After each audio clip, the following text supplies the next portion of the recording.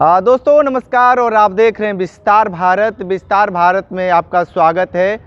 जिस तरीके से प्रदेश अध्यक्ष अजय राय ने ऐलान किया था कि विधानसभा लखनऊ में घेराव होगा और जिस तरीके से लगभग सारे बनारस के जितने लोग थे कांग्रेस पार्टी से जुड़े उसको नज़रबंद कर दिया गया और जिस तरीके से उनके घर पे पुलिस बैठा दी गई, उसी मसले को लेकर हम बात करेंगे कांग्रेस प्रवक्ता वैभव त्रिपाठी जी से कि जिस तरीके से पुलिसिया जो रवैया है खासकर कांग्रेस के नेताओं को लेकर।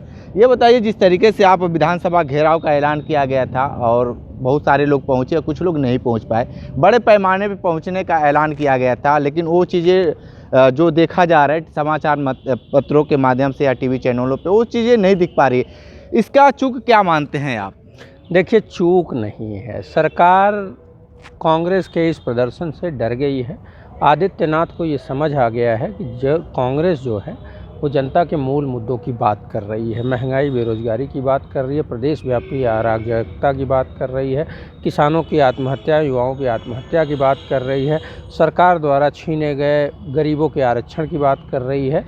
तो इन मुद्दों पे जब बात हो रही है तो जनता कांग्रेस से जुड़ रही है और उस विरोध प्रदर्शन से डरकर आदित्यनाथ ने पुलिस को आगे किया और पुलिसिया दमन शुरू किया।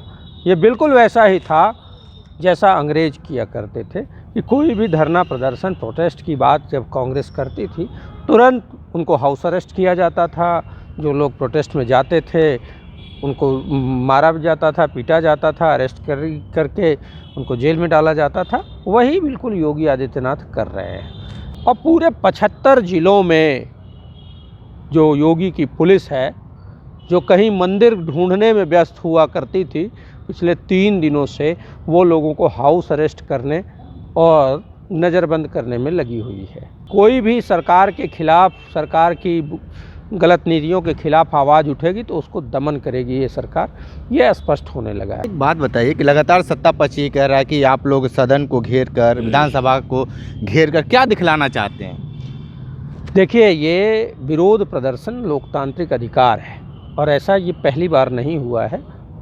इतने सालों तक भाजपा विपक्ष में रहते हुए यही करती आ रही है, लेकिन अब ये सरकार जो है इस रवैये पे आ गई है कि आप कोई विरोध प्रदर्शन नहीं कर सकते हैं। टीवी चैनलों पे कुछ डिबेट्स में बहुत सारे चाटुकार राजनीतिक विश्लेषक और भाजपा के लोग ये कहते सुने गए, मुझसे सवाल जवाब कर रहे थे कि परमिशन लेके।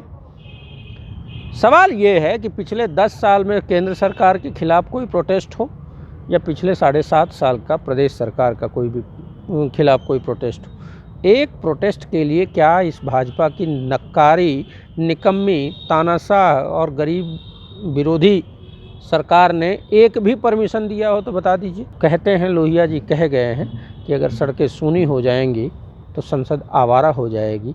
कांग्रेस ने उस बात को ही लेके जनता के मूल मुद्दों पे पूरे प्रदेश की जनता का ध्यानाकर्षण करने के लिए, उनकी आवाज़ बुलंद करने के लिए विधानसभा का घेराव का ये कार्यक्रम रखा था।